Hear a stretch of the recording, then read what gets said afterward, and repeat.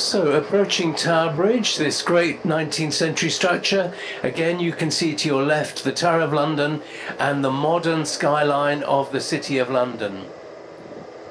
The Tower of London, which is nearly 1,000 years old, and the first structure to be built by William the Conqueror in 1087 was the White Tower, which is a central tower with the 4 small turrets at either corner.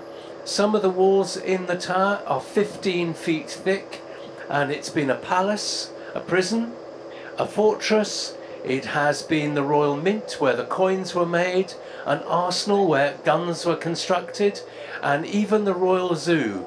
The king had all sorts of animals kept there in the zoo, including Henry III had a polar bear, which was let out into the Thames to go fishing at certain times of year. Again, great views to either side, looking downriver to the right towards Canary Wharf, and to the left the Shard and the City of London here with all its new skyscrapers on the left-hand side.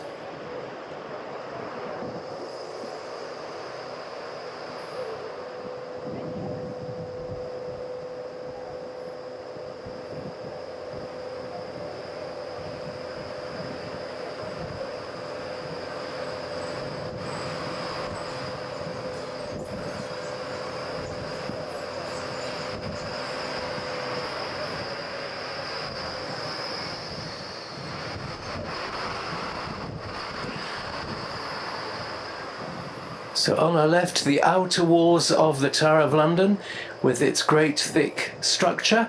And in here also, of course, are housed the crown jewels, which include parts of the largest diamond in the world, which was found in South Africa in the early 20th century and was given to King Edward VII and was then broken down into smaller pieces, still enormous diamonds, most of which are included in the crown jewels and into important elements of the royal jewellery.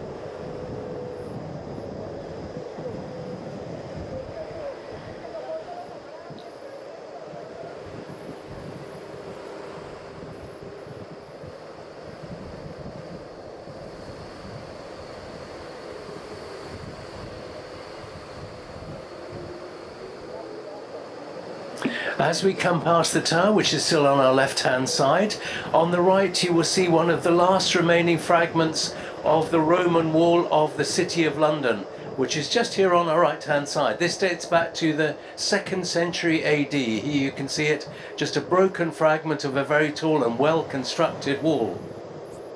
Just beyond it in this area on our right, in these gardens, Trinity Gardens, this was the site of the scaffold where prisoners of state were brought out for their execution, including Thomas More and Thomas Cromwell in the reign of King Henry VIII. The church on our left-hand side coming up is All Hallows by the Tower, and this has very great connections with America.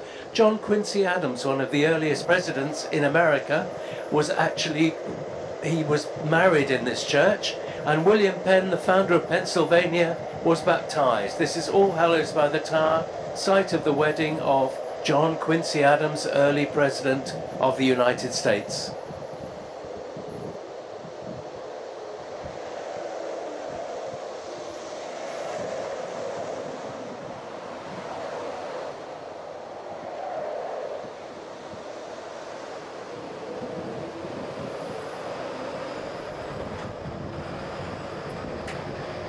As we head into the heart of the Square Mile, the old City of London, and this is the city that was created by the Romans after the invasion in 43 AD.